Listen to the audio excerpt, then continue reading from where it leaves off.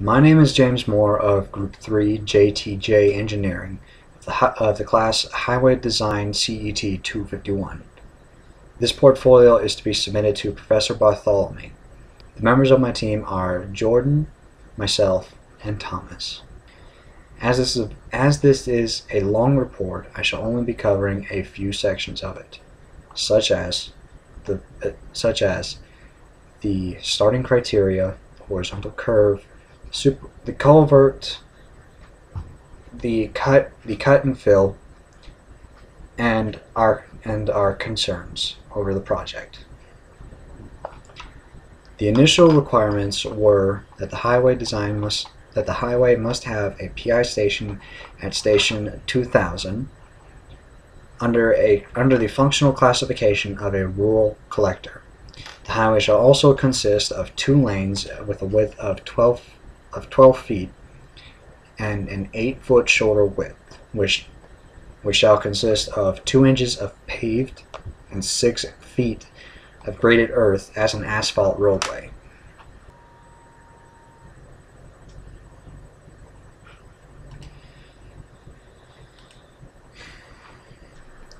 The horizontal curve was calculated to have a delta angle of 74 degrees, 10 minutes, 34 seconds. The minimum radius was calculated to be 835 feet. We chose a radius of 1,000 feet, which will provide enough of a curve for safe travel at a speed of 50 miles per hour for a curve length of 1,294.62 feet, or 2.45 miles. For all calculations on the curve, refer to Submittal 1 and the horizontal curve Excel sheet on pages 3 and 4. For the culvert, we went for a fairly steep slope of 4.2%.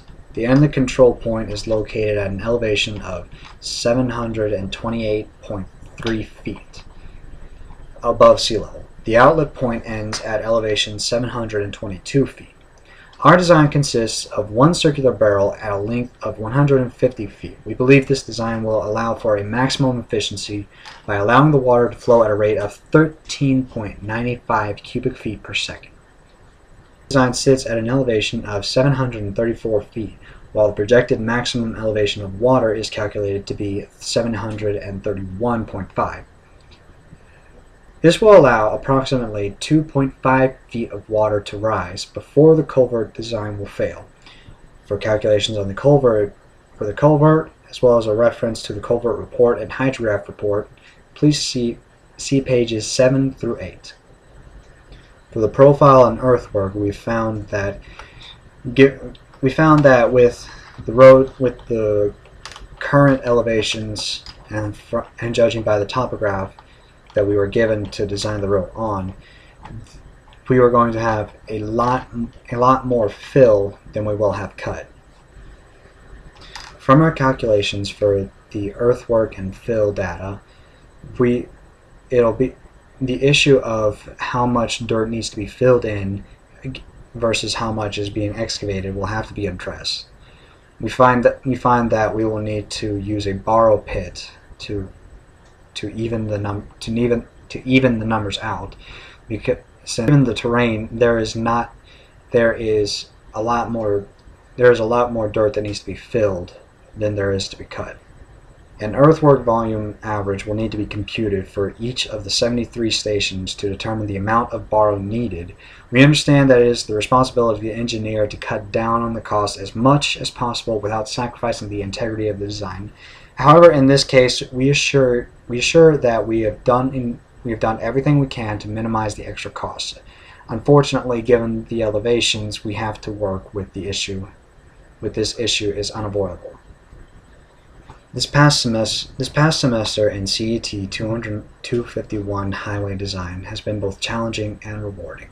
We are all proud of the work that we have accomplished as an engineering team and as students.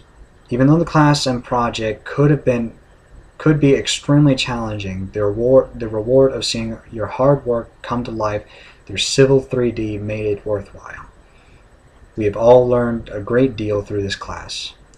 Some of Some of the things we have learned: the basics of 3D program, the culvert design, how to calculate the curve data, advanced Excel formulas, advanced AutoCAD functions, and how to calculate asphalt depth. More than anything else, we have learned how much work goes into construction of a roadway. I think we all have a newfound appreciation for the people who work in the field of highway design and roadway construction. Our group works very well together, and I think we have all enjoyed the experience.